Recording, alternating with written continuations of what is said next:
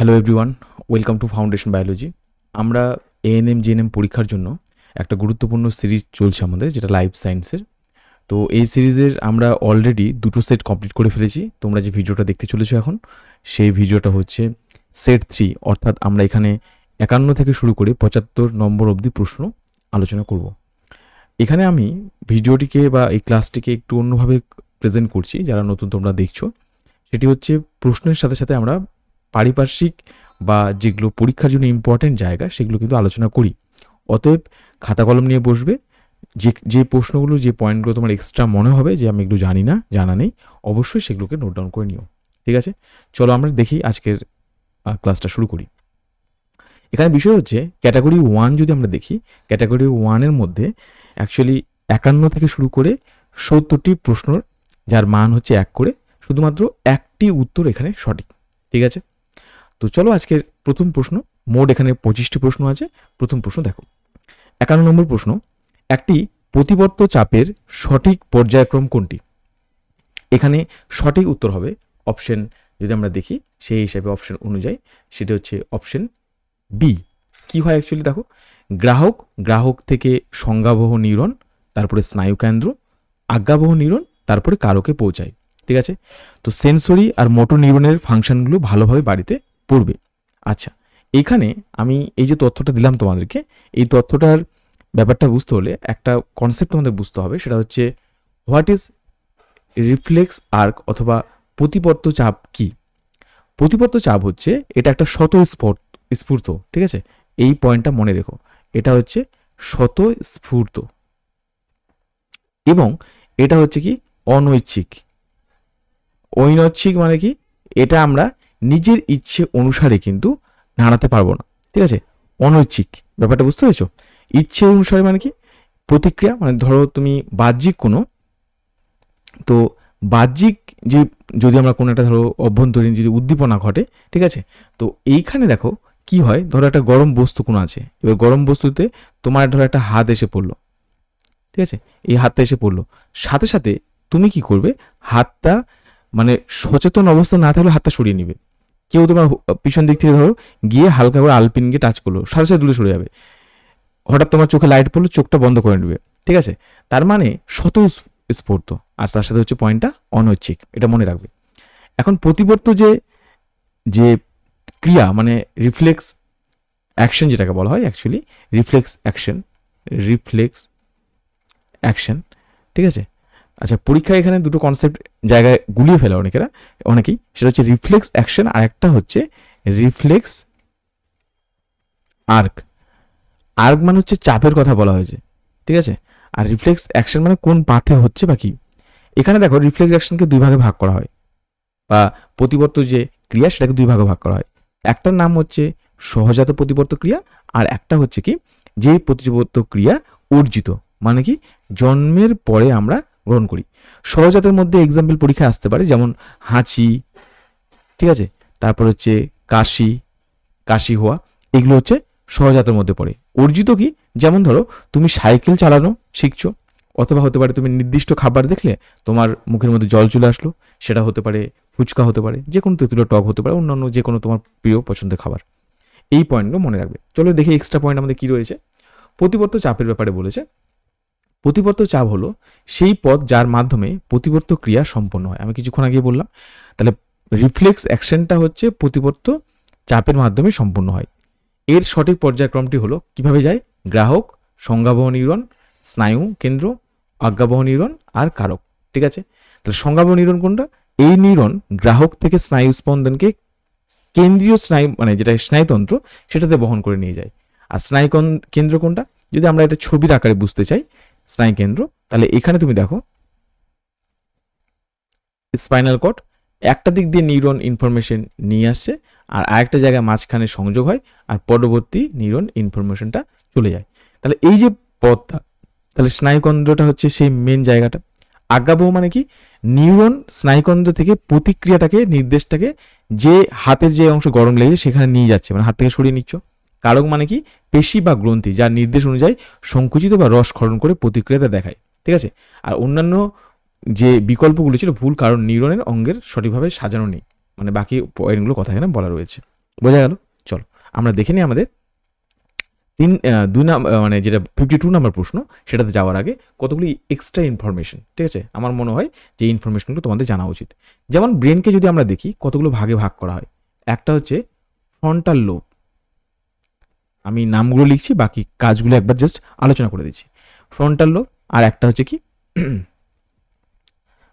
Parietal lobe, তারপরে হচ্ছে temporal lobe, তারপরে নাম হচ্ছে অক্সিপিটাল লোব,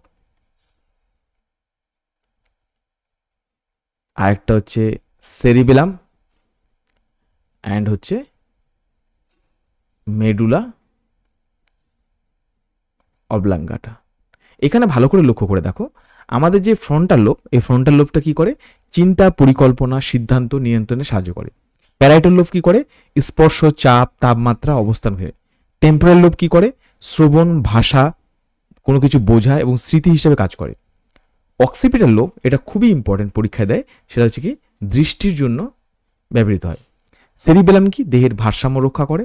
আর মেডুলা অবলাঙ্গাটা, এটা হচ্ছে শ্বাস, হৃদ যে স্পন্দন, তার সাথে হচ্ছে রক্তচাপ, এগুলোকে নিয়ন্ত্রণ করে। মনে থাকবে এটা? আচ্ছা, এখানে এটা আমি ব্রেনের পার্ট বললাম, মানে মস্তিষ্কের বিভিন্ন ভাগ বললাম, মস্তিষ্কের বিভিন্ন ভাগ বললাম। এবারে এখানে একটা ছোট্ট পয়েন্ট আসে পরীক্ষায়, যে মস্তিষ্কের আবরণীকে কি বলে? সেটাকে বলা হয় মেনিনজেস। মেনিনজেস, বেশ ভালো বুঝলাম, মেনিনজেস।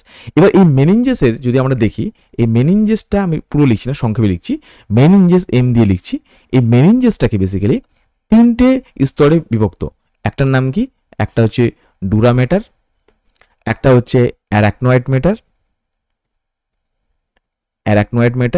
আর আরেকটা হচ্ছে পিয়া ম্যাটার।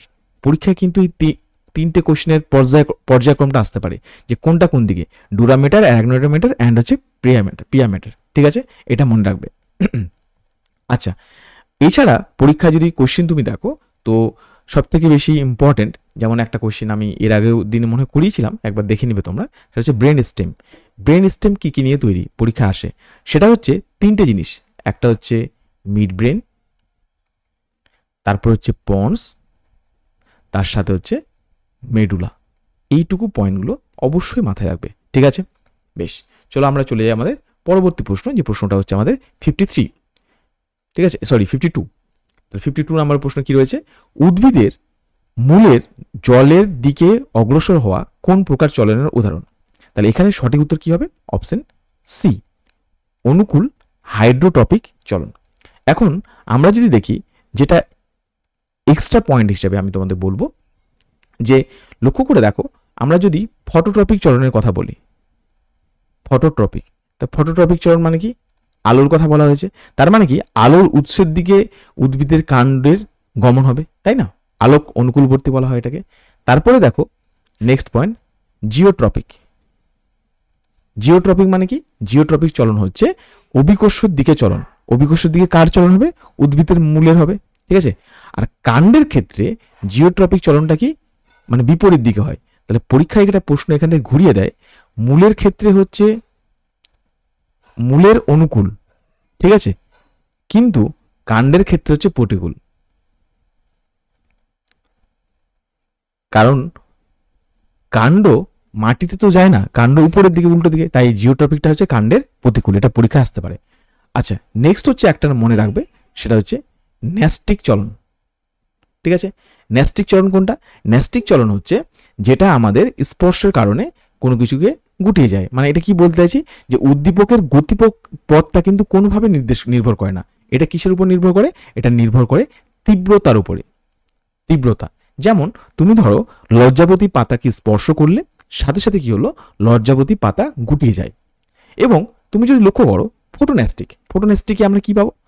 ফোটোন্যাস্টিক, তার মানে ন্যাস্টিক কথার মানে আমি তোমাকে বললাম তীব্রতার উপরে। তাহলে ফোটো মানে আলো, তার মানে আলোর কারণে কোনো একটা কোনো একটা ফুল সে ফুটবে, আবার কোনো একটা ফুল সে বন্ধ হয়ে যাবে, এই যে ঘটনাটা। কিন্তু পরীক্ষায় তো এরকম ডেফিনেশন আসবে না, আসবে কি এক্সাম্পল। তো মনে রাখতে হবে সূর্যমুখী, তারপরে পদ্ম ফুল, এগুলো টিউলিপ, এই ব্যাপারগুলো টেম্পারেচারের উপরে যেমন হয়। তো এই জিনিসগুলো তুমি মনে রাখবে অবশ্যই, হ্যাঁ, এটা পড়ে নিও। আচ্ছা, এবার চলো আমরা এখানে কিছু অতিরিক্ত ইনফরমেশন একবার দেখে নিই কি রয়েছে আমাদের। যেমন উদ্ভিদ অঙ্গের চলন যখন জলের উৎসের দিকে হয় তাকে হাইড্রোট্রপিক চলন বলে, মানে জলের দিকে। অনুকূল বা পজিটিভ, যখন চলন উৎসের দিকে হয় উদ্ভিদের মূল সবসময় জলের দিকে বৃদ্ধি পায়, একে অনুকূল হাইড্রোট্রপিক বলে। প্রতিকূল বা নেগেটিভ কখন, যখন উদ্দীপকের উৎসের বিপরীত দিকে, যেমন উদ্ভিদের কাণ্ড প্রতিকূল হাইড্রোট্রপিক, আবার প্রতিকূল কি পড়লাম জিওট্রপিক।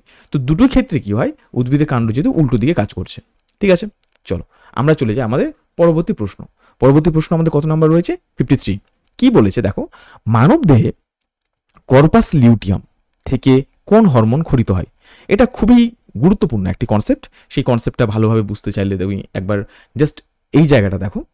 প্রতিটি মা যখন সে তার মানে একটা এজ বলতে বয়সন্ধিকালের কথা যদি বলি, একটা প্রতিটি মা যখন তার বয়সন্ধিকালে থাকে, বা একটা মেয়ে কন্যা যখন তার বয়সন্ধিকাল সময় পিরিয়ডে যাচ্ছে, সেই সময় প্রতি জীবন দশার 11 থেকে 13 বছরের বয়স, এই টাইমটাতে কি হয়, তোমার রজস্রাব যেটাকে বলা হয় মেনস্ট্রুয়াল সাইকেল চলে। মেনস্ট্রুয়াল সাইকেল চলে, এটা তোমরা প্রত্যেকেই জানো। এই মেনস্ট্রুয়াল সাইকেলে কি হয়, একটা মায়ের যদি দেখি আমরা একটা কন্যার সন্তানের এই বয়সটা থেকে শুরু করে কন্টিনিউয়াস আপ টু 45 এই এজটা অবধি চলতে থাকে। এখানে কি দেখা যায়, অলরেডি তাদের শরীরের মধ্যে কিছু ফলিকেল থাকে, ঠিক আছে, প্রিমর্ডিয়াল ফলিকেল বলা হয় এগুলোকে। এই ফলিকেলগুলো আস্তে আস্তে বড় হয়, এবং বড় হওয়ার পরে অনেক বড় হয়, এবং এর মধ্যে অবস্থান করে ডিম্বাণু, এবং পরবর্তী সময় এই ডিম্বাণুটা বেরিয়ে যায় কততম দিনে? 14তম দিনে। যে কোনো মেনস্ট্রুয়াল সাইকেলে 14তম দিনে কি হয়, যদি তোমার সাইকেল 28 দিন হয় সেক্ষেত্রে 14 দিন, কারো সাইকেল ধরো 37 দিন হতো সেই হিসাবে 14 দিন, মানে অ্যাকচুয়ালি 14 দিনের মাথায় বেরিয়ে যায়। কি বেরিয়ে যাচ্ছে? একটা রিলিজ হয়। তো এই যে তোমার প্রিমর্ডিয়াল, আমি নামটা বলছি এখানে, প্রিমর্ডিয়াল ফলিকেল যেটাকে বলছি, এটা যে বৃদ্ধি পাচ্ছে আস্তে আস্তে বড় হচ্ছে, তো এইখানে একটা গুরুত্বপূর্ণ হরমোন ক্ষরণ হয়, তার নাম হচ্ছে এস্ট্রোজেন। কিন্তু যখন এই একটা বেরিয়ে যায় আস্তে আস্তে, এই খোলকটা যেটা যার মধ্যে একটা বড় হচ্ছিল, এটা আস্তে আস্তে ডিজেনারেট বা নষ্ট হয়ে যায়। তখন একটা গুরুত্বপূর্ণ হরমোন ক্ষরণ করে যার নাম প্রোজেস্টেরন। প্রোজেস্টেরন মনে থাকবে, এই গুরুত্বপূর্ণ হরমোনের নাম কি? প্রোজেস্টেরন। তাহলে এখানে ভালো করে ব্যাপারটা পয়েন্টটা বুঝে নাও। তাহলে আমরা কি পেলাম? আমরা পেলাম হচ্ছে প্রিমর্ডিয়াল ফলিকেল। প্রিমর্ডিয়াল ফলিকেল হচ্ছে যেটা তোমার এস্ট্রোজেন রিলিজ হচ্ছে, একটা এস্ট্রোজেন থেকে এগ রিলিজ হচ্ছে, এগ থেকে এগটা পরবর্তী সময় যখন বেরিয়ে যাচ্ছে, তো ওই খোলকটা ফাঁকা স্থানটা সেটার নাম হচ্ছে কর্পাস লিউটিয়াম, সেখান থেকে রিলিজ করছে প্রোজেস্টেরন। তাহলে প্রশ্নটা তুমি ভালো করে লক্ষ্য করে দেখো এবারে, মানব দেহের কর্পাস লিউটিয়াম থেকে কোন হরমোন খরিত হয়? তাই সঠিক আনসার কি পেয়ে গেলাম? প্রোজেস্টেরন। মনে থাকবে আশা করি, বোঝা গেল এইটুকু। আচ্ছা, তারপর আমরা এটাও বুঝে গেলাম যখন গ্রাফিয়ান ফলিকল বড় হয় তখন রিলিজ হয় এস্ট্রোজেন। ঠিক আছে। আচ্ছা, টেস্টোস্টেরন মেল বডিতে, আর রিল্যাক্সিন এটা হচ্ছে একটা গুরুত্বপূর্ণ হরমোন যেটা হচ্ছে গর্ভাবস্থায় কর্পাস লিউটিয়াম এবং প্লাসেন্টা থেকে খরিত হয়। এটা পরীক্ষায় আসতে পারে, কোথা থেকে খরিত হয়? একটা হচ্ছে কর্পাস লিউটিয়াম, এটা কার মধ্যে হয়? প্রেগনেন্ট ওমেনের ক্ষেত্রে দেখা যায় কর্পাস লিউটিয়াম। আর একটা গুরুত্বপূর্ণ যেটা সেটা হচ্ছে প্লাসেন্টা। প্লাসেন্টা এটা একটা গর্ভবতী মায়ের ক্ষেত্রে তার শরীরের মধ্যে থাকে। তো এই দুটো থেকে খরিত হয় রিল্যাক্সিন। এখানে যদি আমি অন্যান্য হরমোনের কথা বলি তোমাদের মনে রাখার মতো পরীক্ষার জন্য, সেটা কি? যেমন তুমি মনে রাখবে এফএসএইচ, ফলিকুল স্টিমুলেটিং হরমোন। তার মানে কি, ওই যে গ্রাফিয়ান ফলিকুলগুলো যে বড় হচ্ছিল সেটাকে হেল্প করে এফএসএইচ। তারপর ডিমটা বেরিয়ে যাওয়াতে সাহায্য করে, এই পার্টটা যেমন পেলাম। তো ডিম্বস্ফোটন যেটা, সেটা হচ্ছে এলএইচ এর কারণে হয়, আর বড় হওয়ার কারণে সাহায্য করে এফএসএইচ। তাহলে বোঝা গেল এইটুকু পয়েন্ট। এলএইচ এর ফুল ফর্ম হচ্ছে লিউটিনাইজিং হরমোন। পাশাপাশি মনে রাখবে তার নাম হচ্ছে প্রোল্যাকটিন। এই হরমোনটা কি? যখন একটা মা তার সন্তানকে প্রসব করে সেই সময় এই হরমোনটা খরিত হয়, যেটা মেইনলি কারণ হচ্ছে কি দুগ্ধক্ষরণ। বোঝা গেছে? নেক্সট আরেকটা নাম মনে রাখবে, তার নাম হচ্ছে অক্সিটোসিন। অক্সিটোসিন কখন ক্ষরণ হয়? এটা হচ্ছে প্রসবের সময় খরিত হয়। প্রসবের সময় খরিত হয়। পাশাপাশি তুমি যদি দেখো সেটা হচ্ছে দুগ্ধ মানে নিঃসরণে সাহায্য করে। দুগ্ধ নিঃসরণে সাহায্য করে। বোঝা গেল এইটুকু। আচ্ছা, আরেকটা হরমোন না জানলেই নয়, তার নাম হচ্ছে এসসিজি। এসসিজির ফুল ফর্ম কি? হিউম্যান কোরিওনিক গোনাডোট্রপিন, এই যে হরমোনটা তুমি পেলে এসসিজি, এটা গর্ভাবস্থায় কর্পাস লিউটিয়ামটাকে বজায় রাখার জন্য এটা ক্ষরিত হয়। তাহলে কি নাম বললাম? Human chorionic gonadotropin. তাহলে এটার নাম কি? এর নামই হচ্ছে কর্পাস লিউটিয়াম। এটাকে বজায় রাখার জন্য এটা ক্ষরিত হয়। পাশাপাশি আমরা যদি দেখি আর একটা পুরুষদের ক্ষেত্রে যদি দেখি, টেস্টোস্টেরন যেমন জানলাম, এর পাশাপাশি আর কয়েকটা নাম মনে রাখবে। যেমন পুরুষদেরও পাওয়া যায় এফএসএইচ, পাওয়া যায় এলএইচ, তার সাথে একটা গুরুত্বপূর্ণ নাম ইনহিবিন। শরীরে যখন শুক্রাণু উৎপন্ন হচ্ছে সেই শুক্রাণুকে নিয়ন্ত্রণ করতে এই ইনহিবিন কাজ করে। ঠিক আছে, আরেকটা হরমোনের নাম মনে রাখবে, সেটা হচ্ছে অ্যালডোস্টেরন। ঠিক আছে, এটা কি করে আমাদের শরীরের ক্ষেত্রে, মানে অ্যালডোস্টেরন হরমোনটা স্ত্রীদেহ পুরুষদেহ দুটোতে পাওয়া যাচ্ছে। অ্যালডোস্টেরন হরমোনটা কি হয়? সোডিয়াম আর জলকে ধরে রাখে। এটা পরীক্ষা যেমন মনে রাখবে, শুধুমাত্র পুরুষদের না, দুইটা শরীরের মধ্যেই পাওয়া যায়, পুরুষ এবং স্ত্রী। এটা সোডিয়াম আর জলকে ধরে রাখে, রক্তচাপকে নিয়ন্ত্রণ করে, সেটা হচ্ছে অ্যালডোস্টেরন। মনে থাকবে। আরেকটা হরমোন যেটা হচ্ছে, আমি এখানে একটা হাইলাইট করে দিই, তোমাদের মনে রাখতে সুবিধা হবে। এটাও মেল ফিমেলে পাওয়া যাচ্ছে, মেল প্লাস ফিমেলে পাওয়া যাচ্ছে। আরেকটা হরমোন, এটাও মেল প্লাস ফিমেল, যে হরমোনটার নাম হচ্ছে কি? কর্টিসল। ঠিক আছে, এই কর্টিসলকে বলা হয় স্ট্রেস হরমোন। পরীক্ষায় আসে যে বিপাকক্রিয়া, রোগ প্রতিরোধ নিয়ন্ত্রণ এবং স্ট্রেস হরমোন, সেটা হচ্ছে কি? কর্টিসল। পাশাপাশি তোমরা অলরেডি জানো, এটা আমার আর বলার দরকার নেই, যেহেতু আমি আগের ক্লাসে অলরেডি আলোচনা করেছি। সেটা হচ্ছে insulin, glucagon, ADH, thyroxine, parathyroid. ঠিক আছে, তো আমি সেটা বলবো না, কিন্তু শুধু প্যারাথাইরয়েডটা বললি, যেহেতু এটা ইম্পর্টেন্ট খুবই। প্যারাথাইরয়েডটা কি? প্যারাথাইরয়েড পরীক্ষা দেয়। এটা কি করে? ক্যালসিয়ামকে নিয়ন্ত্রণ করে।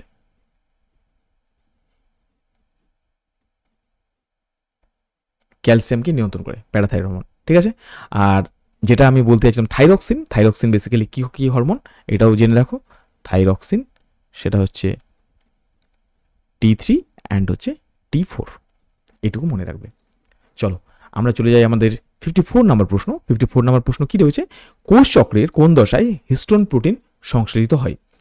তো 54 নম্বর প্রশ্ন, কোষ চক্রের কোন দশায় হিস্টোন প্রোটিন সংশ্লেষিত হয়? এখানে দেখো খুবই একটা ইন্টারেস্টিং পয়েন্ট মনে রাখার মতো, সেটা হচ্ছে সঠিক আনসার অপশন বি, যেটাকে বলা হয় এস দশা বা সংশ্লেষ দশা। এখানে মানে সিনথেসাইজ দশা। ঠিক আছে, এখানে দেখো পয়েন্ট, যেটা জি ওয়ান বেসিক্যালি কি করে? এটি কোষের বৃদ্ধি ঘটায়, আরএনএ এবং প্রয়োজনীয় প্রোটিন সংশ্লেষ করে। যেটা G2 দেখতে পাচ্ছ, এটি হচ্ছে কোষ বিভাজনের এম দশা ঠিক আগের দশা, এখানে কিছু প্রোটিন তৈরি হয়। আর এম মানে মাইটোটিক দশা, এই মাইটোটিক দশায় অ্যাকচুয়ালি কি হয়? Mitosis and meiosis. বোঝা গেল? পরীক্ষার জন্য আমি তোমাদের যেটা বলবো, যে কোষ চক্রকে নিয়ন্ত্রণ করে বিশেষকৃত কিছু চেক পয়েন্ট। তো পরীক্ষার জন্য এই চেক পয়েন্টগুলো কিন্তু খুবই গুরুত্বপূর্ণ। চেক পয়েন্ট কি কিন্তু কোনোভাবেই স্কিপ করা যাবে না। ঠিক আছে, কি কি চেক পয়েন্ট আমাদেরকে পড়তে হবে? তাহলে প্রথমত G1, তারপরে এস পড়বে, G2 পড়বে, আর হচ্ছে এম। G1 যে চেক পয়েন্টটা, এটা কি করে? আমি পুরোপুরি লিখছি না। এই G1 চেক পয়েন্টটা হচ্ছে ডিএনএ ক্ষতিগ্রস্ত আছে কিনা, বা কোষ বিভাজনে পর্যাপ্ত পুষ্টি বলো, গ্রোথ ফ্যাক্টর বলো, এগুলো রয়েছে কিনা, সেটাকে পরীক্ষা করে G1 ফ্যাক্টর। বোঝা গেল? মানে G1 চেক পয়েন্ট। নেক্সট দেখো এস ফেজে যেটা চেক পয়েন্ট থাকে, সেটা হচ্ছে ডিএনএ সঠিকভাবে প্রতিলিপিকরণ হলো কিনা। মানে এই এস ফেজটাতে যে চেক পয়েন্টটা থাকে, সেই চেক পয়েন্টটা বেসিক্যালি কি করে? এরা প্রত্যেকেই এস চেক যেটাতে থাকে, সেটা দেখে হচ্ছে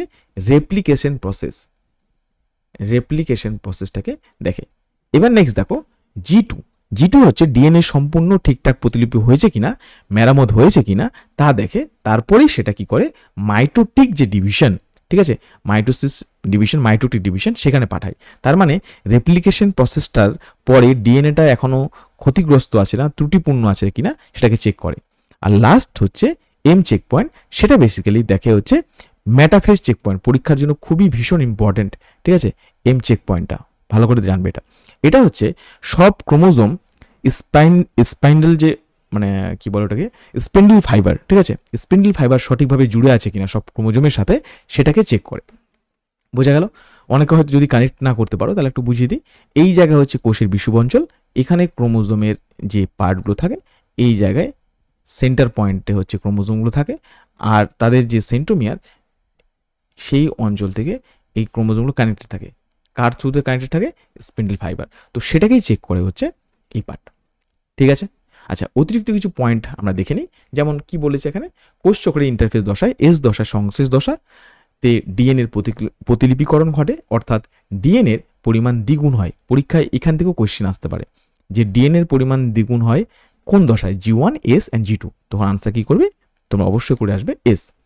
এই নতুন ডিএনএ অণুগুলিকে প্যাকেজিং করার জন্য হিস্টোন প্রোটিন প্রয়োজন হয়, আর ডিএনএ সংশ্লেষের সাথে এস দশায় হিস্টোন প্রোটিনও সংশ্লেষ হয়। ব্যাস। চলো পরবর্তী প্রশ্ন আমরা চলে যাই।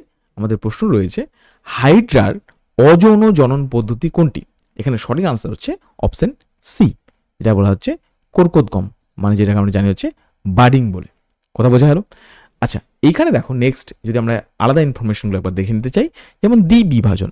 দ্বিবিভাজন যদি তুমি লক্ষ্য করো, তো দ্বিবিভাজন সেটা হচ্ছে কি, হাইড্রার ক্ষেত্রে আমরা যে পোর্শনটা পড়ছি সেটা হচ্ছে, যেমন আমরা এখনই জানলাম যেটা হচ্ছে কর্কোদ্গম, কিন্তু দ্বিবিভাজন বা বাইনারি যে ফিশন বলা হয় সেটা তুমি দেখতে পাবে কার মধ্যে?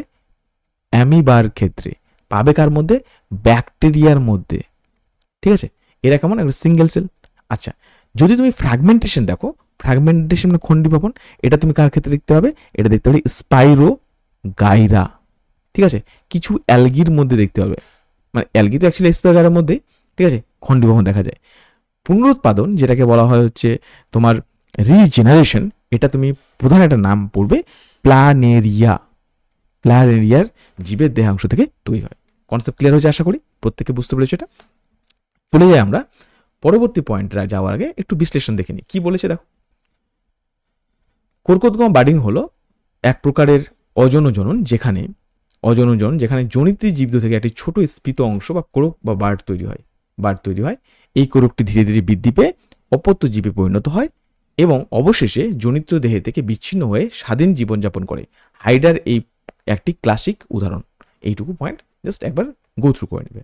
ঠিক আছে, চলো আমরা তাহলে এবার চলে যাই আমাদের পরবর্তী প্রশ্ন নাম্বার হচ্ছে 56। থ্যালাসেমিয়া রোগে আক্রান্ত কোনো ব্যক্তির দেহে কোন ধাতুটি অতিরিক্ত পরিমাণে জমা হয়? তো সঠিক আনসার হচ্ছে এখানে অপশন আমাদের অপশন বি, তার মানে কি সঠিক আনসার হলো লোহা। এখন বিষয় হচ্ছে আমরা একবার যদি দেখি এই লোহার কথা যে বলা হয়েছে, তার মানে এই ডিজিজটার ব্যাপারটা বুঝে নিই একটু ভালোভাবে। ঠিক আছে, তো থ্যালাসেমিয়ার ব্যাপারে যদি দেখি, থ্যালাসেমিয়াকে বেসিক্যালি আমরা যদি দেখি দুটো টাইপ, একটা হচ্ছে আলফা অ্যান্ড হচ্ছে বিটা। পরীক্ষা যেটা আসবে তোমাদের পরীক্ষায়, যে আলফা থ্যালাসেমিয়া কত নম্বর ক্রোমোজোমের জন্য হয়, সেটা 16 মানে 16 নম্বর ক্রোমোজোমের জন্য, আর বিটা থ্যালাসেমিয়া 11 নম্বর ক্রোমোজোমের জন্য ঘটে থাকে। বোঝা গেল? আচ্ছা পরীক্ষায় এই প্রশ্নটা আসতে পারে যে থ্যালাসেমিয়া যে ব্যাপারটা আমরা জানি সেটা কি ধরনের রোগ? ঠিক আছে, এটা হচ্ছে অটোজোমাল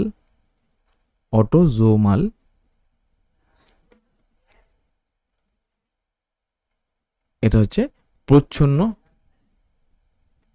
অটোজোমাল প্রচ্ছন্ন রোগ। এখন আমরা যদি বলি এর দুটি প্রধান হচ্ছে আলফা থ্যালাসেমিয়া আর বিটা থ্যালাসেমিয়া, যেটা দেখলাম। এছাড়া পরীক্ষায় প্রশ্ন আসে যে আমাদের কোন একটা ব্যক্তি যদি থ্যালাসেমিয়া আক্রান্ত হয় এবং তার শরীরের মধ্যে যদি অতিরিক্ত পরিমাণ লোহা জমা হয়ে যায়, তো সেই ব্যক্তির সেই লোহা শরীর থেকে অপসারণের জন্য কোন থেরাপি দেওয়া হয়? ঠিক আছে, এটা পরীক্ষায় দেখা গেছে কোশ্চেন। তো সেই ব্যক্তিকে যদি এই অতিরিক্ত পরিমাণ যে জমা হয়েছে সেটাকে বাইরে বার করার জন্যে কি করা হয়, যে থেরাপিটা দেওয়া হয় সেটার নাম কি? কিলেশন থেরাপি। এইটুকু মনে রেখো। ঠিক আছে, চলো এক্সট্রা অতিরিক্ত পয়েন্ট পড়ে নিই, একবার দেখে নিই কি লিখেছে। থ্যালাসেমিয়া একটি বংশগত রোগ যেখানে হিমোগ্লোবিনের গঠন ত্রুটিপূর্ণ হওয়ায় লোহিত রক্তকণিকা ভেঙে যায় এবং রক্তাল্পতা দেখা যায়। তাহলে পরীক্ষায় একটা প্রশ্ন আসতে পারে, যেমন হিমোফিলিয়া, থ্যালাসেমিয়া, এগুলো হচ্ছে রক্ত অল্পতাজনিত রোগ। এই রোগের চিকিৎসার জন্য রোগীকে বারংবার রক্ত সঞ্চালন মানে ব্লাড ট্রান্সফার করতে হয়। প্রতিবার রক্ত গ্রহণের মাধ্যমে রোগীর দেহে অতিরিক্ত পরিমাণ লোহা প্রবেশ করে। দেহ থেকে এই অতিরিক্ত লোহা স্বাভাবিকভাবে বের হতে পারে না, ফলে এটি হৃৎপিণ্ড, যকৃৎ এবং অন্যান্য অঙ্গে জমা হয়, সেগুলি কার্যকারিতা নষ্ট করে দেয়। এই অবস্থাকে আয়রন আয়রন ওভারলোড বা হিমোসিডারোসিস বলে। বোঝা গেল? আচ্ছা, এখানে একটা ছোট্ট পয়েন্ট বলতে চাই তোমাদেরকে আমি, সেটা হচ্ছে বাড়িতে যখন পড়বে, যেমন দেখো এই যে একটা লাইন পেলে যে রোগীকে বারংবার রক্ত সঞ্চালন করতে হয়, ব্লাড ট্রান্সফিউশন। তো পরীক্ষার জন্য এটা মনে রাখবে যে কে কাকে ব্লাড দিতে পারে, এটা অনেক সময় আমরা গুলিয়ে ফেলি। তো আমি তোমাদেরকে বলেছিলাম যে যে যাকে তীর মারছে দেখো সে তাকে ব্লাড দিতে পারবে বা সে নিবে। তাহলে এখানে সর্বোচ্চ তীর মারছে কে? ও, 3 দিকে তীর মারছে, তাই তো। আর নিজের ব্লাড নিজেকে দেওয়া যায়, ও ওকে দিতে পারবে, এ কে দিতে পারবে, বি বিকে দিতে পারবে এবং এ বিকে দিতে পারবে। এইটুকু পয়েন্টটা ভালোভাবে মনে রেখো পড়ার সময়। এইভাবে কানেক্টেড করে পড়তে হবে যাতে করে তুমি সঠিকভাবে রিভিশনটাকে কমপ্লিট করতে পারো। পরবর্তী প্রশ্ন, মিলার ও উডের পরীক্ষায় ব্যবহৃত গ্যাসগুলির মধ্যে কোনটি ছিল না? এটা খুবই সহজ একটা প্রশ্ন। সঠিক আনসার হচ্ছে অপশন আমাদের ডি, যেটা হচ্ছে অক্সিজেন। অক্সিজেন ছিল না। ঠিক আছে। আচ্ছা, মিলার ও উডের যে পরীক্ষা, এখানে আমরা অতিরিক্ত তথ্যটা দেখে নিই একবার, তারপরে আমি বিশ্লেষণে আসছি। কি বলেছিল দেখো, 1953 সালটা লক্ষ্য রাখবে। বিজ্ঞানী স্ট্যানলি মিলার অ্যান্ড হ্যারল্ড উডে প্রাণের রাসায়নিক উৎপত্তি সংক্রান্ত অপারিন আর হ্যালডেনের তথ্য পরীক্ষা করার জন্য একটি পরীক্ষা করেন। সেই পরীক্ষার জন্য তিনি একটি আদিম পরিবেশের একটা মডেল তৈরি করেছিল। সেইখানে আদিম পরিবেশে কোন কোন গ্যাস ছিল, মানে একটা কথা বলা আছে, দেখো মুক্ত অক্সিজেন অনুপস্থিত। এটা ভেরি ভেরি ইম্পর্টেন্ট। তাদের পরীক্ষায় যে সমস্ত গ্যাস ব্যবহৃত হয়েছে সেটা হচ্ছে মিথেন, অ্যামোনিয়া, হাইড্রোজেন, জলীয় বাষ্প। তোমাদের জন্য একটা পয়েন্ট আমি রাখছি, যদি পারো তো আনসার করবে কমেন্ট বক্সে, ঠিক আছে, যখন ভিডিও শেষ হবে। সেটা হচ্ছে কত অনুপাতে ব্যবহার করেছিল, কত অনুপাতে ব্যবহার করেছিল,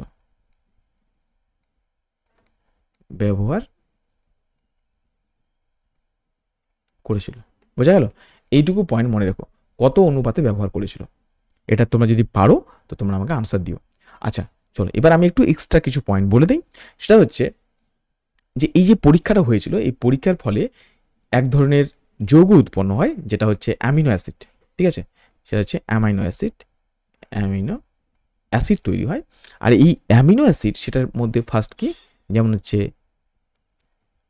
অ্যালানিন,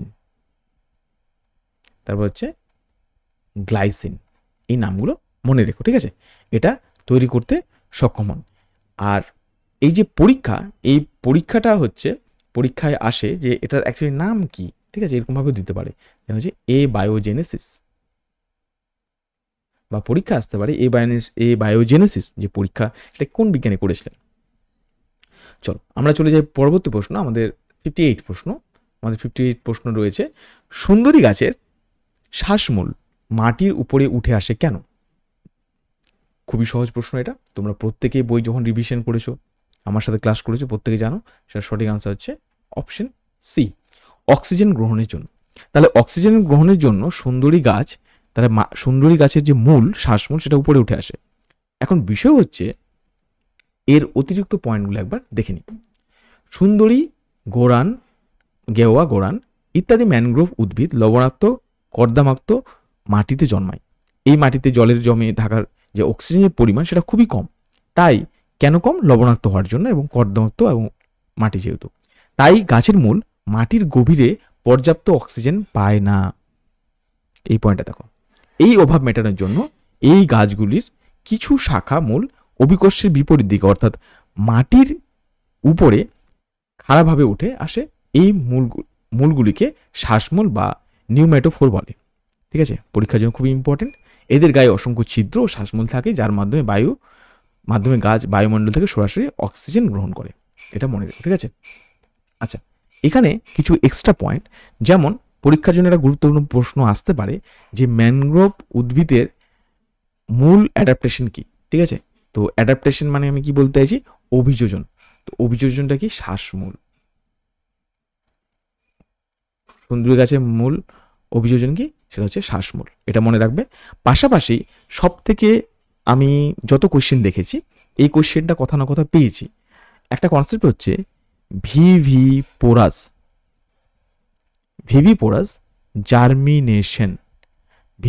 জার্মিনেশন। যারা আমার অলরেডি আগের ক্লাসগুলো করেছো, তারা তোমরা হয়তো কোয়েশ্চেনগুলো দেখছো যে বারবার রিপিট হচ্ছে। তো একটাই কারণ রিপিট হওয়ার, সেটা হচ্ছে ইম্পর্টেন্ট বলে। আর এই কনসেপ্টগুলো বারবার শোনার ফলে তুমি যদি সত্যি সত্যি সিরিয়াসলি শোনো, তাহলে তোমার কানে বারবার যদি রিপিট হয়, পরীক্ষার আগে তুমি যদি ভুলেও যাও এবং পরীক্ষার হলে দেখবে এই টাইমে যেহেতু তুমি বারবার শুনছো, তো তোমার এটা কিন্তু মনে থাকবে। তো অনেকে এটা করতে পারো, তোমরা ভিডিও চালিয়ে দিয়ে জাস্ট হেডফোনে আমার এইগুলো কথাগুলো শুনতে পারো। যেহেতু আমি পড়ানোর পাশাপাশি অন্যান্য পয়েন্টগুলো বলছি, তো বারংবার শুনে শুনে তোমার কিন্তু পুরোটা একটা কানেকশন তৈরি হবে, ঠিক আছে? তো দেখো, সুন্দরী গাছের যে শ্বাসমূল, তার মধ্যে যেটা আলোচনা করলাম, কিন্তু সবথেকে ইম্পর্টেন্ট হচ্ছে সুন্দরী গাছের মধ্যে, অর্থাৎ ম্যানগ্রোভ যে প্ল্যান্ট, সেই প্ল্যান্টের মধ্যে ভিভিপোরাস জার্মিনেশন দেখা যায়। তার মানে কি, এটাকে বাংলায় বলা হয় জরায়ুজ অঙ্কুরোদ্গম। অঙ্কুরোদ্গম,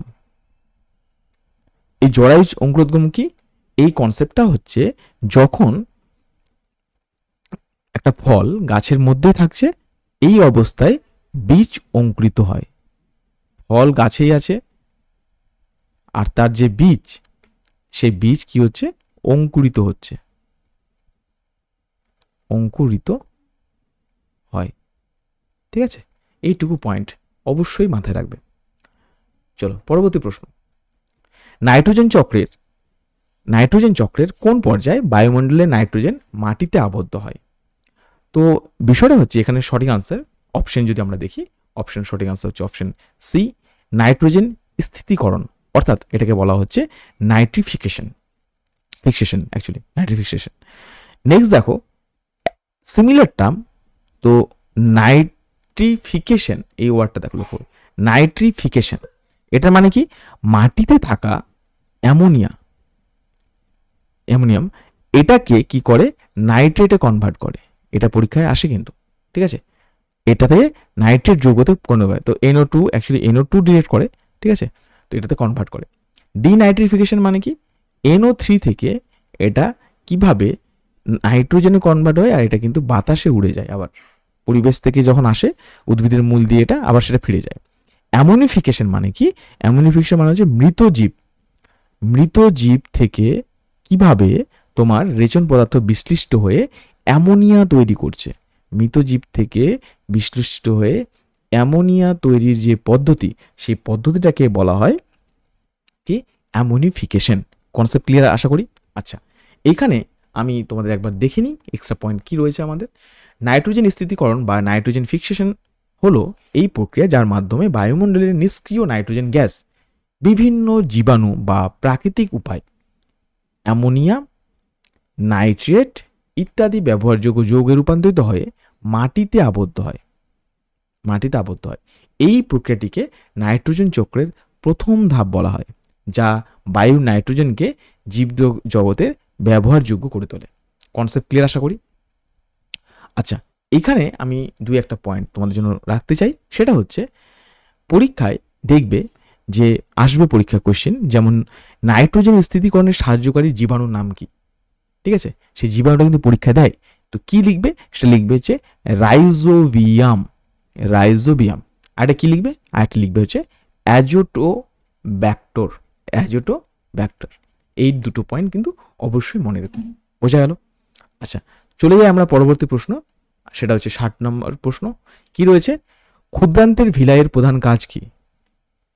এটা সঠিক আনসার হয়ে যাচ্ছে পাচিত খাদ্যের শোষণতল বৃদ্ধি করা, ক্ষুদ্রান্তের ভিলাই কাজ, ঠিক আছে? তাহলে অপশন সি হচ্ছে আমাদের রাইট আনসার। এখানে দেখো, অতিরিক্ত যদি তথ্যের কথা বলি, প্রতিটি ভিলাইয়ের যদি কথা বলি, ভিলাইয়ের মধ্যে কি থাকে? এই ভিলাইয়ের মধ্যে থাকে অ্যাকচুয়ালি ব্লাড ক্যাপিলারি, যেটাকে বাংলায় বলা হয় রক্তজালক প্রেজেন্ট, ঠিক আছে? ব্লাড ক্যাপিলারিস প্রেজেন্ট আছে, যেটাকে বলা হচ্ছে রক্তজালক। আর এই যে রক্তজালকের কথা বলছি আমরা, এটা হচ্ছে, এবং এর সাথে থাকছে হচ্ছে লসিকা বাহু। পরীক্ষা এটাও কিন্তু দেয়, ল্যাকটিয়াল বলা হয়, ল্যাকটিয়াল বা লসিকা বাহু কিন্তু এর মধ্যে থাকে। তার মানে ভিলাইয়ের মধ্যে কি প্রেজেন্ট? ব্লাড ক্যাপিলারি আর হচ্ছে ল্যাকটিয়াল। আচ্ছা, একটা বিষয় হচ্ছে, যেমন শর্করা, প্রোটিন, এদের সরল অংশ কি হয়? রক্তজালক দ্বারা শোষিত হয়, আর ফ্যাটের সরল অংশ ল্যাকটিয়াল দ্বারা শোষিত হয়। পরীক্ষায় এটাও কিন্তু একটু কনসেপচুয়াল কোশ্চেন হয়ে গেল। তো ভিলাই অ্যাকচুয়ালি মধ্যে দিয়ে যখন খাবারগুলো যাচ্ছে ভিলাইয়ের পাশ দিয়ে, তো শুধুমাত্র ব্লাড ক্যাপিলারি কাকে গ্রহণ করতে পারছে? সেটা হচ্ছে সুগার প্লাস হচ্ছে ফ্যাট। কিন্তু যখন আমরা বলবো তোমার হচ্ছে কি বলে, সরি উল্টো হয়ে গেল, এটা হচ্ছে ফ্যাট, ল্যাকটিয়ালটা হচ্ছে ফ্যাট, আর সুগার আর প্রোটিন, সুগার এটা একটু ভুল হয়ে গেছে, আচ্ছা সুগার অ্যান্ড প্রোটিন এটা হচ্ছে তোমার বেসিক্যালি ব্লাড ক্যাপিলারি গ্রহণ করে। তার মানে আমাদের খাদ্য যেগুলো খাই আমরা তার মধ্যে কি থাকতে পারে, প্রোটিন, ফ্যাট, কার্বোহাইড্রেট থাকতে পারে, এবং সেই খাবারের মধ্যে কোনটা কোন অংশ কার মধ্যে থেকে গ্রহণ করছে সেই পয়েন্টটা মাথায় রাখবে। বোঝা গেল? আচ্ছা, এছাড়া আমরা কিছু এক্সট্রা পয়েন্ট একটু পড়ে নিই। যেমন আমি যখন পড়াই সেটা হচ্ছে মুখগহ্বর। মুখগহ্বর, এখানে শর্করা বিপাক শুরু হয়, প্রথম শর্করা ভাঙতে শুরু করে। পরীক্ষাটা দেয় স্টোমাক মানে হচ্ছে পাকস্থলী, পাকস্থলীতে প্রথম ভাঙতে শুরু করে সেটা হচ্ছে প্রোটিন। ঠিক আছে, আর নেক্সট যদি দেখি তো বিপাকের পরবর্তী পার্ট যদি আমরা দেখি সেটা হচ্ছে লিভার, যকৃৎ, সেখানে ফ্যাটের বিপাক শুরু হতে শুরু করে। ঠিক আছে, তো বাকি পয়েন্ট যদি মনে রাখতে হয়, যেমন যকৃতের ক্ষেত্রে আমি বললাম পিত্ত উৎপাদন করে, মানে বাইল উৎপন্ন করে, আর এছাড়া বিষাক্ত পদার্থকে শরীর থেকে অপসারণ করতে সাহায্য করে, পুষ্টি সঞ্চয় সাহায্য করে। আর এক্সট্রা পয়েন্ট হিসেবে মনে রাখবে প্লীহা। প্লীহাকে বলা হয় আরবিসির মানে অর্থাৎ লোহিত রক্তকণিকার কবরস্থান, সেখানে গিয়ে ভাঙন হয় আর রোগ প্রতিরোধ ক্ষমতা গড়ে তোলে। সব থেকে বড় যদি আমরা বলি যে আমাদের লিম্ফোটিক অর্গানের নাম কি, সেটা হচ্ছে প্লীহা। তারপরে হচ্ছে ক্ষুদ্রান্ত স্মল ইন্টেস্টাইন, যেটা হচ্ছে এক্সট্রা পয়েন্ট হিসেবে মনে রেখো, যেটা পুষ্টি শোষণ করে। পরীক্ষায় প্রশ্ন আসতে পারে যে আমাদের পরিপাকতন্ত্রে জল শোষণ কে করে, জল শোষণ কে করে? তো জল শোষণ একমাত্র করতে পারে বৃহদান্ত্র।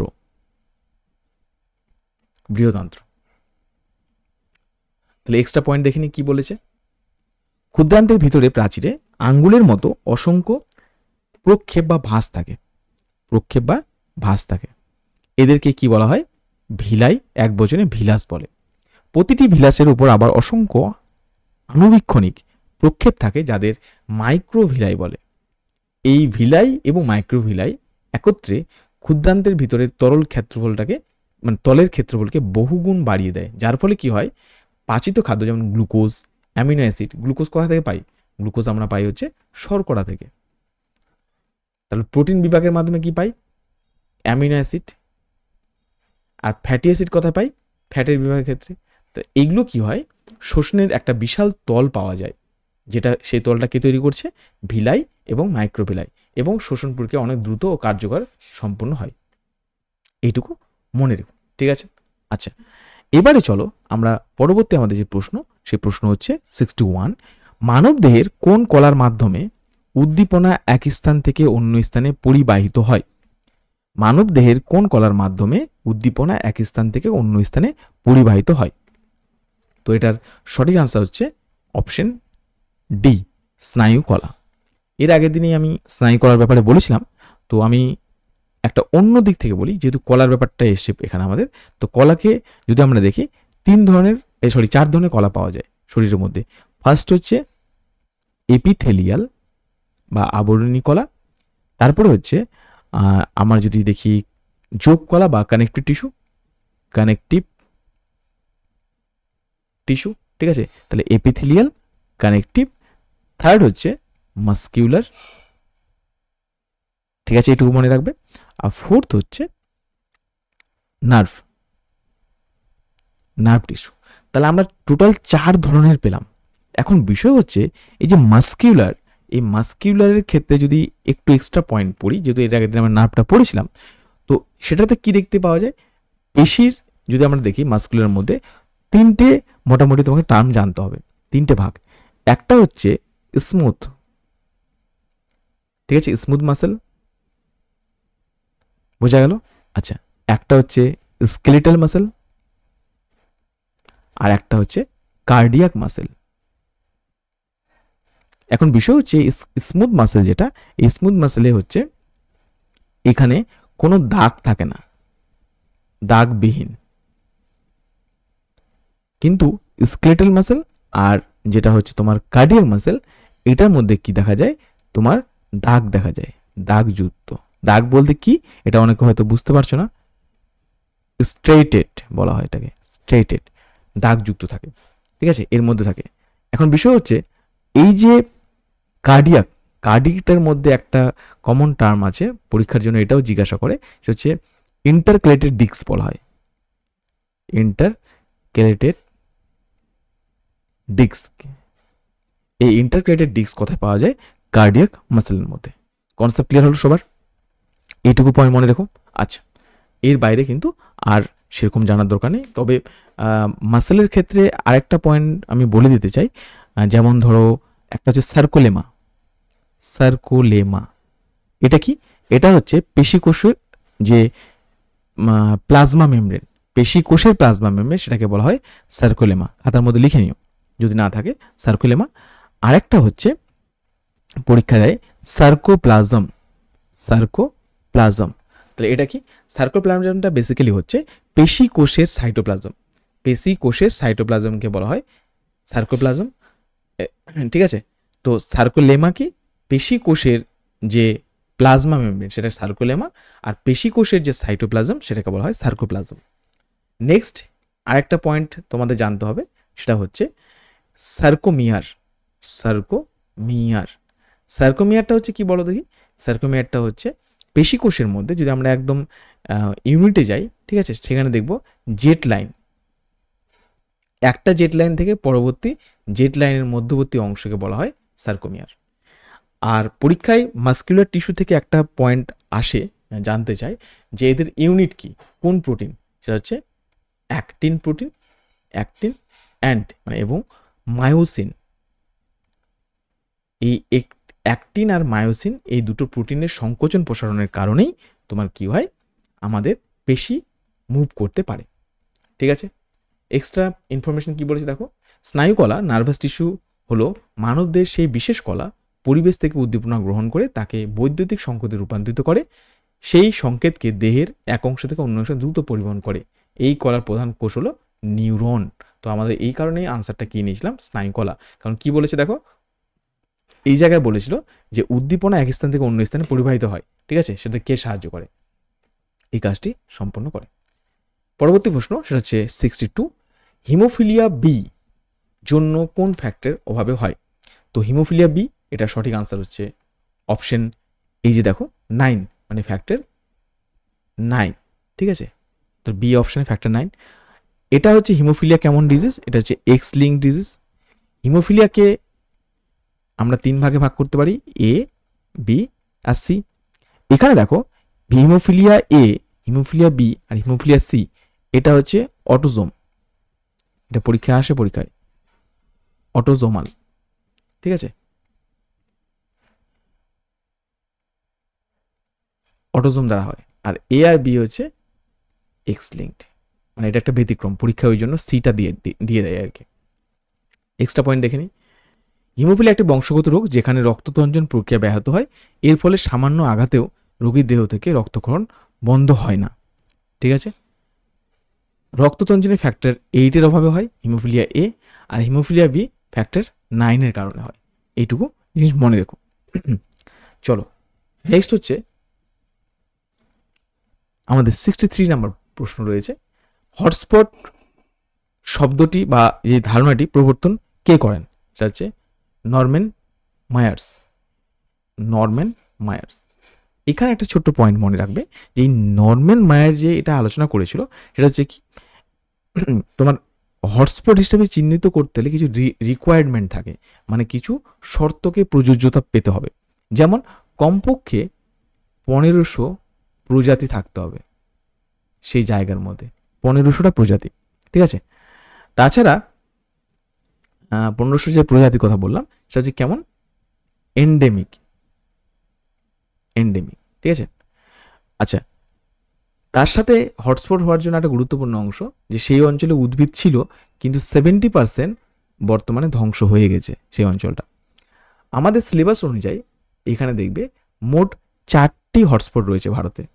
একটার নাম হচ্ছে পূর্ব হিমালয়, আর একটা নাম হচ্ছে পশ্চিমঘাট পর্বতমালা, আর তার সাথে যদি আমরা দেখি এর বাইরে হচ্ছে ইন্দো বার্মা, আর একটা হচ্ছে সুন্দাল্যান্ড, ঠিক আছে, এইটুকু পয়েন্ট মনে রাখবে। এবার সুন্দরল্যান্ড কোনটা, সেটা হচ্ছে নিকোবর দ্বীপপুঞ্জের আইল্যান্ডটাকে বলা হয়। হটস্পট সংক্রান্ত একটু এক্সট্রা পয়েন্ট পড়ে নিই। ব্রিটিশ পরিবেশবিদ নরম্যান মায়ার্স 1988 সালে প্রথম বায়োডাইভার্সিটি হটস্পট বা জীববৈচিত্র্যের হটস্পট ধারণাটি প্রবর্তন করেন। হটস্পট হলো এমন একটি অঞ্চল যেখানে অত্যাধিক মাত্রায় প্রজাতিক, এটা অযথা এই পয়েন্টটা চলে এসছে সামনে, এই পয়েন্টটা দরকার নেই, ঠিক আছে, প্রজাতি রয়েছে সেই অঞ্চলে মানুষের কার্যকলাপের ফলে মারাত্মকভাবে বিপন্ন, মানে সেখানে যত বেশি মানুষের সম্প্রসারণ বাড়বে আস্তে আস্তে সেই জায়গাটা হারিয়ে যেতে শুরু করছে। 64 নম্বর প্রশ্ন, সপুষ্পক উদ্ভিদের নিষেক প্রক্রিয়ায় পুংজনন কোষ কার সাথে মিলিত হয়?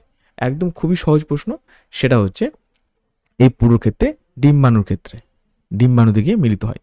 এখানে আমরা যদি একটা ডায়াগ্রাম দেখি, তো তোমাদের প্রত্যেকের আশা করি মনে আছে, এই ডায়াগ্রামটার ক্ষেত্রে আমরা দেখেছিলাম পাশে হচ্ছে সিনার্জিস, ঠিক আছে, সিনার্জিস ছিল, তাহলে এটা একটা নিউক্লিয়াস, এটা একটা নিউক্লিয়াস, এটা একটা নিউক্লিয়াস, মাঝে ছিল দুটো নিউক্লিয়াস, আর অপোজিট সাইডে এরকম তিনটে নিউক্লিয়াস ছিল।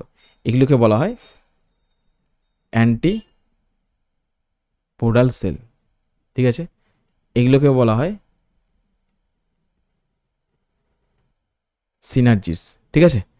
এটার নাম হচ্ছে এক বা ডিম্বাণু, এটার নাম কি নির্ণীত নিউক্লিয়াস বা central cell nucleus, central nucleus, ঠিক আছে। তো সহকারী কোষ, এটার নাম হচ্ছে, এটা সহকারী, এটার নাম হচ্ছে প্রতিপাত,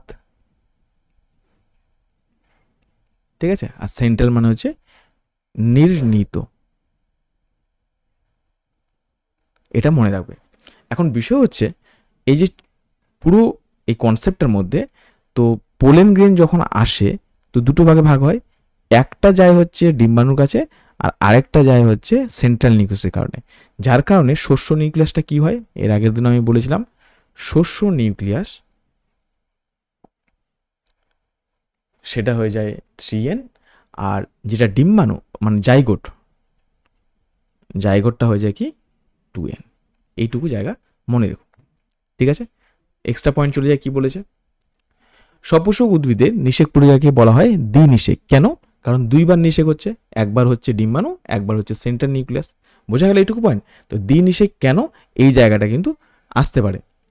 নেক্সট দেখো, এবার পরাগরেণু থেকে উৎপন্ন দুটি পুংজনন কোষের মধ্যে একটি পুংজনন কোষ ভ্রূণস্থলী যে ডিম্বাণুর সাথে মিলিত হয়ে জাইগোট তৈরি করে, আর পরের কোষ এটাকে সিঙ্গেমি বলা হয়। অপর পুংজনন কোষটি নির্ণীত নিউক্লিয়াসের সাথে মিলিত হয়ে শস্য নিউক্লিয়াস মানে 3n তৈরি করে, যেটা আমি তোমাদের বোঝালাম, যা থেকে ভ্রূণের খাদ্য বা শস্য তৈরি হয়, ঠিক আছে। চলো আমরা দেখে নিই পরবর্তী প্রশ্ন। প্রশ্ন নাম্বার কত, 65। ক্যাকটাসের পাতা কাঁটায় রূপান্তরিত হয় কেন? সঠিক উত্তর কি? এখানে দেখো অপশন হিসেবে আত্মরক্ষার জন্য, হ্যাঁ অবশ্যই আত্মরক্ষার জন্য করে, এটা একটা সঠিক আনসার। বেশ, বাষ্পমোচনের হার কমানো, হ্যাঁ বাষ্পমোচনের হার কমানো, এটাও হয়। তার সঠিক আনসার কি হচ্ছে, বি আর সি দুটোই পাচ্ছি, তার মানে সঠিক আনসার হচ্ছে অপশন ডি, ঠিক আছে, এটা হচ্ছে সঠিক। তাহলে বি সি দুটো এখানে সঠিক। আচ্ছা, ক্যাকটাসের যে কাণ্ডের যে রূপান্তর সেটাকে বলা হয় কি, পরীক্ষায় এটা দেখেছি প্রশ্ন, যেটাকে বলা হয় ফাইলোক্ল্যাট, ফাইলোক্ল্যাট যেটাকে বলা হয় পর্ণকাণ্ড, ফাইলোক্ল্যাট বা হচ্ছে পর্ণকাণ্ড।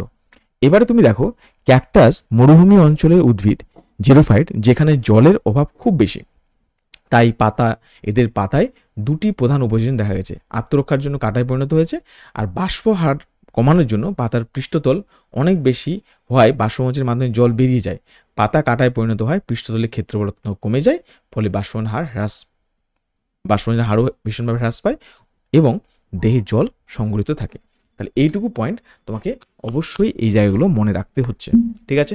আশা করি এইভাবে যখন তুমি বাড়িতে পড়বে, তো পড়ার সময় কিন্তু কি করবে, এক্সট্রা ইনফরমেশনগুলো কানেক্ট করার চেষ্টা করবে, যাতে করে তোমার চ্যাপ্টারের বিভিন্ন অংশগুলো কানেক্ট হয়। যখন অভিযোজন পড়ছে, তো অভিযোজনের কী কী পার্ট রয়েছে, কোন কোন প্রাণী, কোন কোন উদ্ভিদ, সেই জায়গাগুলো একবার করে দেখে নিবে। 66 নম্বর প্রশ্ন, নিম্নলিখিত কোনটি আরএনএতে পাওয়া যায় কিন্তু ডিএনএতে পাওয়া যায় না? এটা সঠিক আনসার কি, অপশন সি, যেটা হচ্ছে ইউরাসিল। ঠিক আছে, তাহলে আমরা যদি দেখি দুটো ভাগে, একটা হচ্ছে ডিএনএ আর একটা হচ্ছে আরএনএ। ডিএনএর ক্ষেত্রে আমরা পাচ্ছি গুয়ানিন, সাইটোসিন, থাইমিন, ইউরাসিল।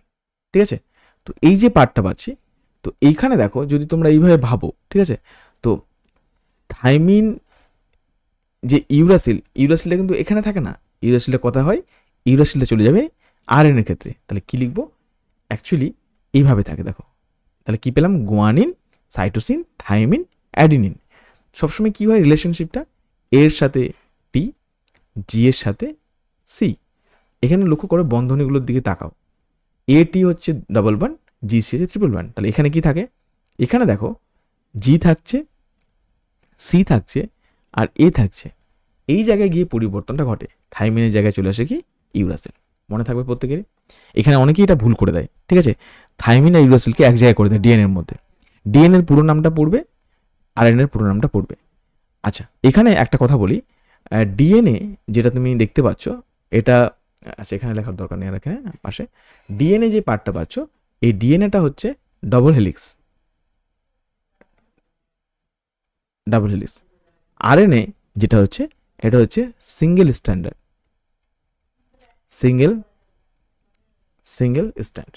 ঠিক আছে, কি লিখেছে, ডিএনএ এবং আরএনএ উভয় নিউক্লিক অ্যাসিড হলেও এদের নাইট্রোজেন বেসের মধ্যে পার্থক্য আছে, যেমন অ্যাডিনিন, গুয়ানিন, থাইমিন, সাইটোসিন পার্টটা দেখলে আরএনএ, যেটা ইউরাসিলে থাকে। যাই হোক, এটা আমি বললাম তোমাদেরকে। আচ্ছা, পরবর্তী প্রশ্ন, মানব চক্ষুর যে অংশটি তারারন্ধ্রের পিপিল আকার নিয়ন্ত্রণ করে সেটি হলো 67 নম্বর প্রশ্ন। সঠিক আনসার কি হবে, সঠিক আনসার হচ্ছে অপশন বি, যাকে বলা হয় আইরিস। ঠিক আছে, এখন বিষয় হচ্ছে আমরা চোখের ক্ষেত্রে উপযোজন ঘটানোর যে কাজ, ঠিক আছে, এখানে পয়েন্টটা দেখো, আইরিস হলো কর্নিয়ার পিছনে অবস্থিত রঙিন পেশিবহুল অংশ, এর মাঝের ছিদ্রটি হলো তারারন্ধ্র বা পিউপিল। আইরিসের পেশিগুলি সংকুচিত ও প্রসারিত হয়ে পিউপিলের আকার নিয়ন্ত্রণ করে।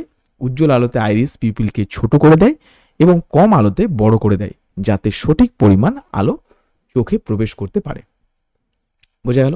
আচ্ছা, এখানে আমি আমার মতো করে কয়েকটা পয়েন্ট বলি, যেহেতু এর আগের দিন আমি আলোচনা করেছিলাম কি কি তোমাদের চোখ থেকে পড়তে হবে, পড়ার সময় কীভাবে কানেক্ট করবে।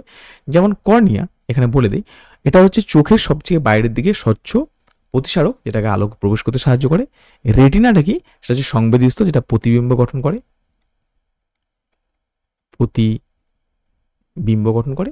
আর সিলিয়ারি বডি, সেটা হচ্ছে লেন্সের ফোকাস দৈর্ঘ্য পরিবর্তন করে। লেন্সের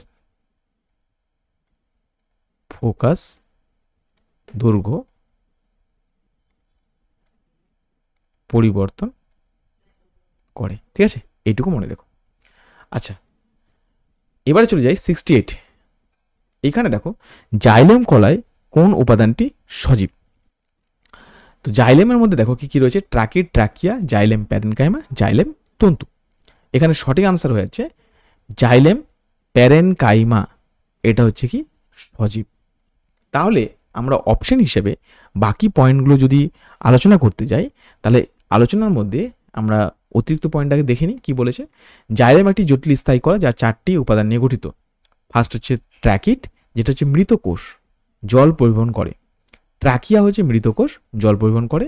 জাইলেম তন্তু, এটাও মৃত কিন্তু যান্ত্রিক দৃঢ়তা প্রদান করে। ঠিক আছে, জাইলেম প্যারেনকাইমা কি সজীব উপাদান যা খাদ্য সঞ্চয় ও জল পরিবহনে সাহায্য করে। এখন যখন আমরা জাইলেম পড়ে ফেললাম, তাহলে আমরা চলে যাই একবার ফ্লোয়েমে। ঠিক আছে, এই ফ্লোয়েমের যে কথা বলছি আমি, এই ফ্লোয়েমকে 4টি ভাগে ভাগ করা হয়। যেমন একটা হচ্ছে SIEV, সিপ টিউব বলে এটাকে। ঠিক আছে, একটা হচ্ছে সিপ টিউবের যে পার্টটা, সিপ, আচ্ছা সিপ টিউব, সিপ প্লেট একসাথে, যাই হোক। একটা হচ্ছে কম্পেনিয়ন সেল, বা বাংলায় তোমরা প্রত্যেকে জানো সেটা কি বলা হয়, সঙ্গী কোষ। তার সাথে হচ্ছে ফ্লোয়েম প্যারেনকাইমা। ঠিক আছে, আর একটা হচ্ছে ফ্লোয়েম ফাইবার। এখানে লক্ষ্য করে দেখো, আমরা যদি লক্ষ্য করি যে এরা প্রত্যেকের ক্ষেত্রে তোমাদের জন্য আমি আরেকটা প্রশ্ন দিচ্ছি যে ফ্লোয়েমের কোনটা সজীব কোনটা নির্জীব। তাহলে এর আগে একটা প্রশ্ন দিয়েছিলাম, আবার এখন দিলাম, কোনটা সজীব আর কোনটা নির্জীব তোমরা আমাকে বলবে, ঠিক আছে।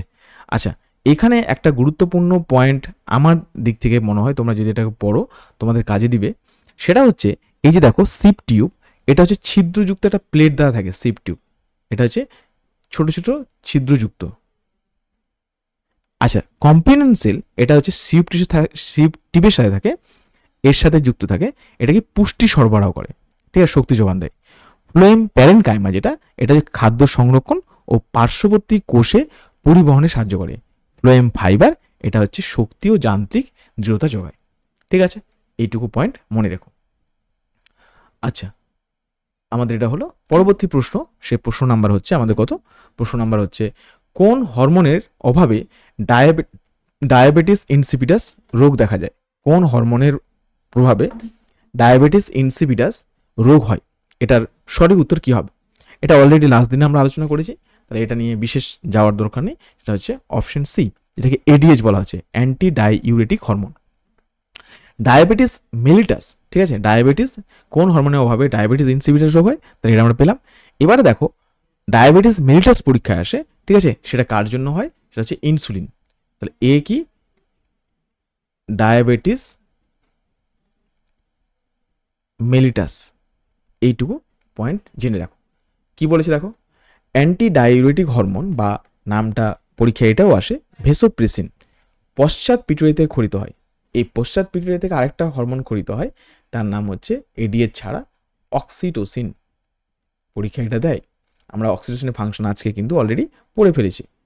এর প্রধান কাজ হলো বৃক্কীয় নালিকা থেকে জলের পুনঃশোষণ বাড়ানো। তো জলের পুনঃশোষণ বাড়িয়ে দিলে মূত্র উৎপাদন কম হবে। এই হরমোনের অভাব হলে জলের পুনঃশোষণ কমে যায়, ফলে অতিরিক্ত মূত্র ত্যাগ হয়, ঠিক আছে। অভাব হলে তীব্র জল তেষ্টা দেখা দেয়। এই রোগকে ডায়াবেটিস ইনসিপিটাস বা বহুমূত্র বলে। পরীক্ষা এটার জন্য খুবই ইম্পর্টেন্ট। আমি এই কোশ্চেনটা ঘুরিয়ে ফিরিয়ে মক টেস্ট বা বলতে পারো এই আমাদের 500 সিরিজের মধ্যে কিন্তু ইনক্লুড করেছি। একটি শর্করা বিশ্লিষ্টকারী উৎসেচকের উদাহরণ কি হবে?